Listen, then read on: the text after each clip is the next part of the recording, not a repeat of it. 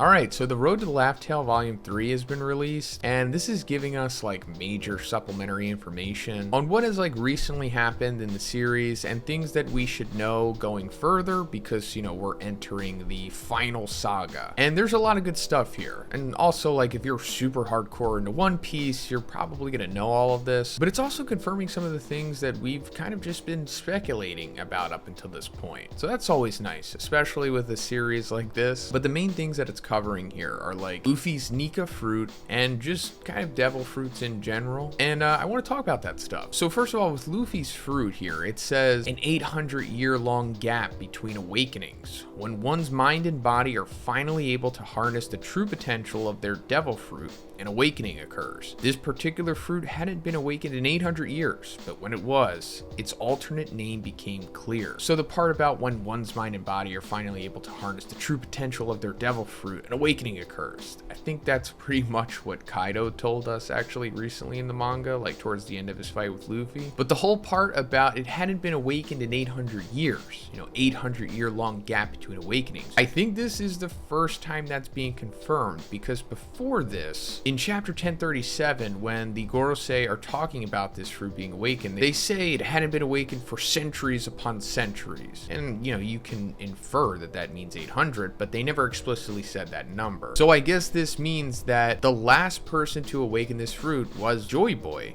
And since then, it's just been Luffy. And that's understandable because we know that the world government had purposely changed the name of this fruit to the Gum Gum fruit to make it less appealing. Because it's actually also reminding us here that it was noted that the fruit seemed to be evading the world government on its own accord. The alternate Gum Gum fruit name was probably devised to keep its continued existence low profile. This is because apparently Zoan fruits have a will of their own, so that aided in it being able to evade them. And there's also another part here about these Zoans having a will of their own, which I'll go into in a little bit. Hey, also guys, if you like my One Piece content, please subscribe if you haven't already. It's fine if you don't want to, but if you just needed a reminder, here you go. Thanks. So, if they didn't change the name and it was still known as the Mythical Zoan Sun God Nika fruit, then it would be way more appealing for people to get. Because the Mythical Zoan fruits are pretty much the best fruits in the series. And there's actually a section on them here, where it says, manifesting the mythical powers of legendary animals, even among devil fruits. These are extremely rare, which is definitely true because we haven't really seen many of them. But you really get more of a sense for it when you actually see them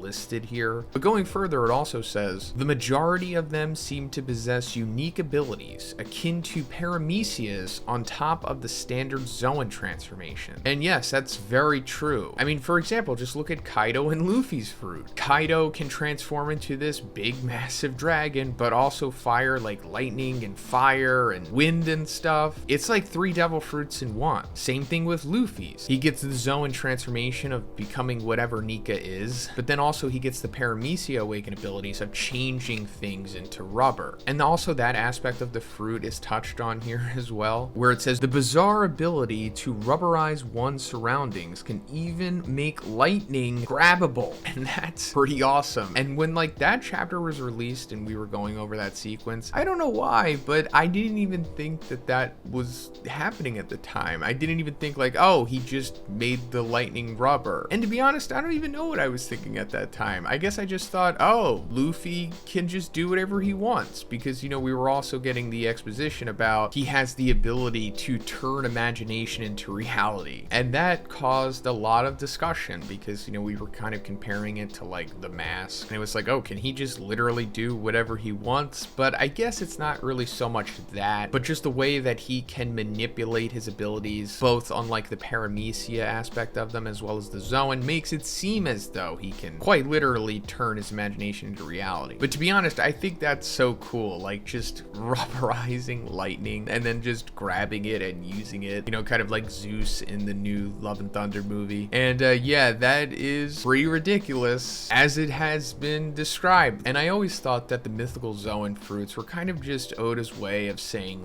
screw it, because for the most part the devil fruit power system makes a lot of sense, especially with the rules imposed on them. They kind of just work linearly. They have just one ability, and then that ability can be stretched and used in variable ways. ways, but it never really goes outside of the realm of what that inherent ability is capable of. But with the Mythical Zoans, it's not the case. They're almost like Nen abilities from Hunter x Hunter, or like even curse techniques from Jujutsu Kaisen. So that goes back to me thinking that like Oda kind of just stopped caring with these fruits because he just wanted to make these outrageous abilities and not really care too much about the base rules that he put on the fruits in the first place. But going further, it says Zoan Awakening. Zoan type awakenings don't affect their surroundings. Instead, the user seems to develop a striking new transformation. And then we see the Jailer Beast from Impel Down, where it says a user's body typically gets much tougher, but their personalities become a little duller. Now that was the case with the Jailer Beasts, but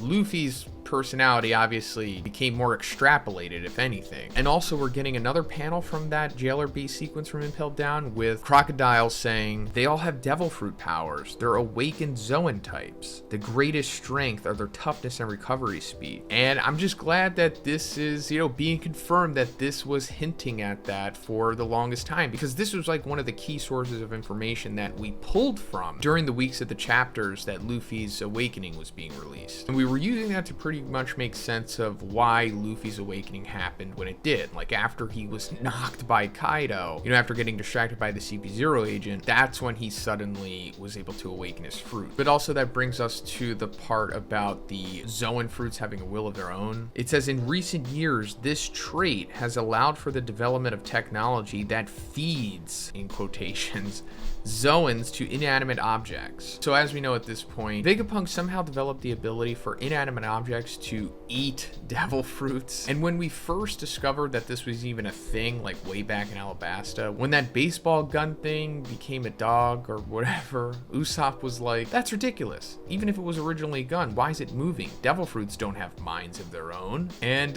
turns out that they do. And that's the core principle of how this is even able to happen, which of course means that this isn't reliant on Vegapunk doing it. He kind of just discovered that this was a thing, and then he was just able to replicate that. I mean, as we saw in Wano, that teapot became a tanuki or whatever. So as for how this happens, it's still unknown. Maybe like the soul that is within the devil fruit or whatever, like just leaves it and then just possesses the object or whatever, maybe. And then maybe that's how Vegapunk does it. He like is able to extract the spirit or the soul of the fruit and then just put it into the object, maybe. Also, there's some speculation about this whole aspect having a bigger part to the story. Like it's possible that like Zunisha himself is the result of this phenomenon. Like the island of Zou like ate a elephant fruit or something and it became Zunisha. So like the island itself is kind of sentient at this. Not confirmed obviously, but it's just, you know, a theory. Also, a lot of people seem to think that Pluton has the same thing going on here. Like it was a ship that ate a fruit, so now it's become even more powerful as a result or something like that. But let me know what you think about this stuff in the comments. What do you think about Luffy's fruit? What do you think about Mythical Zoans? Do they kind of like break the series in a way? Let me know. And if you liked the video, please give it a like and please subscribe if you haven't already. Have a great day. I'll see you in the next one.